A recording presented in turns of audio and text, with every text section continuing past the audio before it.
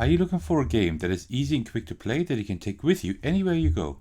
Then you might like this game. Stick around for my Kickstarter preview of Feline Felonies.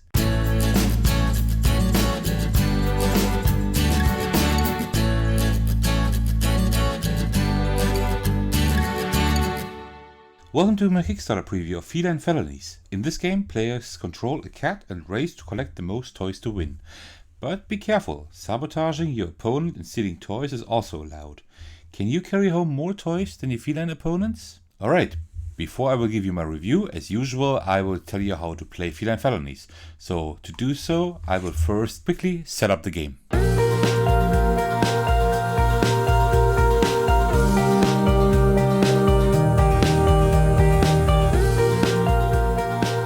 Alright, so this is the setup of Feline Felonies. Each player receives one of these cards and also a cat and a house. And each player will choose a house they will start in. And same with that player over here. And then you're pretty much ready to play. Just because these dice are very small, I will use my own dice to demonstrate the game. They're a little bit larger. And now you can start the game. The players then take turns.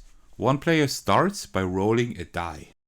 So for example, let's say we roll a 3. So now the player has several options. First of all, the player can move the cat. For each space moved, you will deduct one number from your die. So 1, 2, 3, for example. And then your round would be over. Also, you can pick up a toy when you're on the same space for 1 point. And you can also drop a toy for 1 point. And the goal of the game is to get a toy, pick it up with your cat, and then drop it at your house. And this is what both cats will do. You can also add toys by landing on a chest space here. Adding a toy would look like this. You land on this space. And then you take 2 dice. You roll them. 3 and 1, for example, and then you look for the coordinates. Either you have 1, 3 over here, or you would have 3, 1 over there. And then that's where you would put a new toy with the blue side up. And what you can also do is you see here specific numbers and specific actions. If you roll one of these numbers here, you can also spend 1 or 2 or 3 of your rolled points to do that action. So for example, with the 2, you can move a toy. You can just move any toy 1 space. Or add a toy, you could do the same action you would do when you landed on the chest. You can flip a toy to the other side, to the green side, or add a toy here, or here you could just turn over your house and save 3 of your 6 rolled points for later use. And that is pretty much all you do. When a toy is flipped, the toy is then worth double the points. So when you drop off a toy on the blue side, then you gain 1 point. If you drop it off with the green side visible, you gain 2 points. And this is repeated until all toys are dropped off at their homes. And the last toy added is the catnip toy, which is worth 2 points.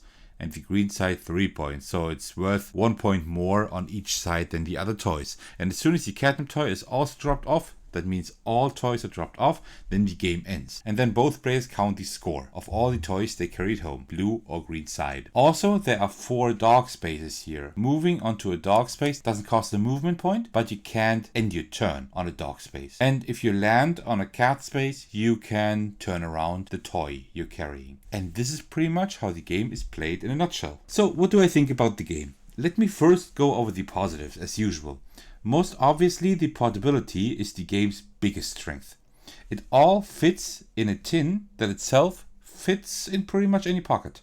It's always great when games not only take up little shelf space, but also can be brought pretty much anywhere. The game is easy to learn, simple to teach, and quick to play. It's a game that can be played with the entire family and is also great for children. Just the theme alone is just great for children and for the entire family. The game is quite simple but still fun. We especially had fun stealing toys from each other and moving the opposing cat around. That was really fun. And this is also where I would mention the first constructive aspect. We would have liked more opportunities to affect other players, since these were the moments we had the most fun with. Maybe a meaner mode could be added. That would be hilarious. Because it can happen that you just add toys on your side. You are at the luck of the dice here, and the other cat is only on its side collecting toys, and you don't get into any contact with each other. So having a meaner mode where you get on each other's nerves more often, I think that would be just great, because these were the most hilarious moments for us. I cannot really comment on the components since these are handmade prototypes. I know that the Kickstarter version will be a lot better than this here. One thing I need to mention is the dice. They are definitely way too small. I was already told that they will be bigger in the final version, but I think they could even be bigger since there still is a lot of room in this tin. Except if the tin will be smaller, but there's still a lot of room here, so some of the components could be a little bit bigger. So you could make these a little bit bigger, which I think they will be made bigger, and also like have the dice like triple the size or something like that. That would be just great. The rest can pretty much stay the way it is. The rest is definitely big enough. Also, the resin pieces don't look bad at the moment, but they will look different and better in the final version. I will have an image up on the screen right now so you can take a look at that. All in all, we definitely enjoyed our time with the game. It's nothing deep, but good family fun that is played quickly.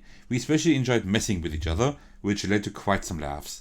If the theme and gameplay speaks to you, I highly suggest checking Feline Felonies out. The campaign will go live on July 13th. As usual, I will have a link to it in the description of this video. So, if you're still here, thank you so much for watching until the very end. I highly appreciate that. If you like my content and want to further support me, please check out the rest of my channel and consider subscribing if you like the content well enough. I release videos several times every week to bring you great games to discover. Alright, thank you. I will see you in the next video. Bye bye and take care.